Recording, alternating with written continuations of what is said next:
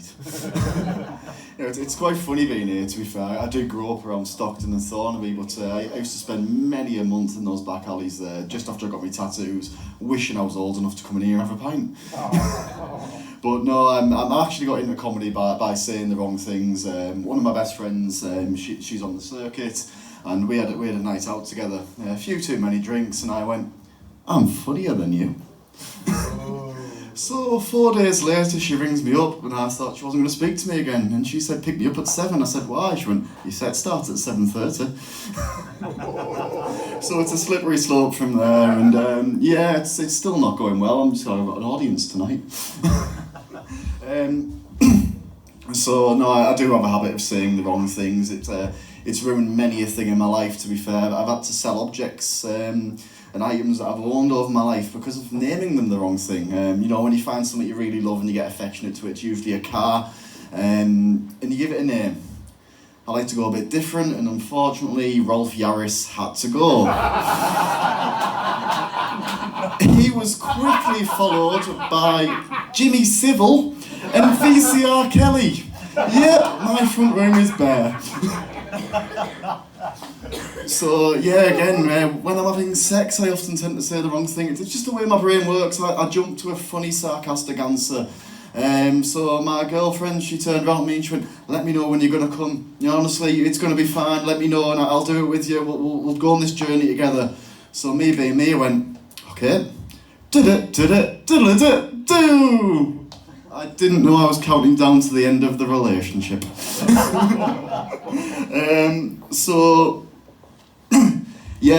This is one of my first times as well. It's definitely one of the first times I've been up here for so long, so bear with me. But you will find after a first time with me, it doesn't last that long, and you'll only leave a little bit disappointed. I'm also a bit like Thrush. I'll probably still irritate you for a week, but you'll get excited and get over it.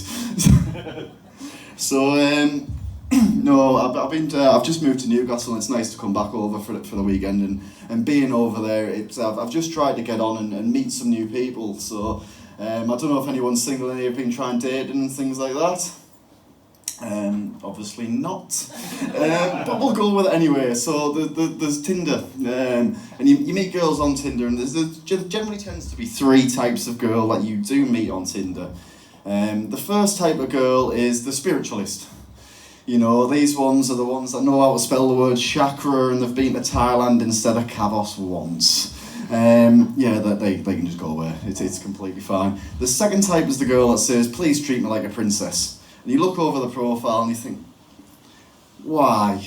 Then you speak to them for 5 minutes and you go, "The closest you've come to a crown is going to the fucking dentist, love. Please leave me alone." And the third type, this is the worst type to me. I've grown up around Yorkshire, and around the North East as well, and we are known to be a quite tight group of people. And the third type of girl, these are the girls that just want to go for dinner. They just want to meet up and have a laugh. Because they're not interested in you. It's just payday in 3 weeks and they can't afford to fucking feed themselves.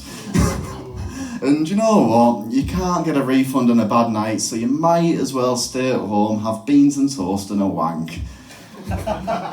Here's a bit of advice.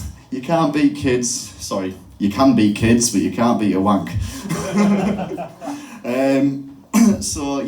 It is a bit tough as well going through life looking like someone who has been kicked out of One Direction. I'm going to say it before you all do, and this came to my first name's Liam. You can't really nickname that to anything other than Lee, which is another feckin' name, please everybody. I used to work in hotels, and we were running a wedding, and this old woman dancing about has a stroke. Anyway, we had to shut the bar, we took her out, we got her sorted, and the family all came to the door and they were banging and they were worried. And I opened the door and this bloke goes, "Oh, Fat Niall, give us a pint and sing a song."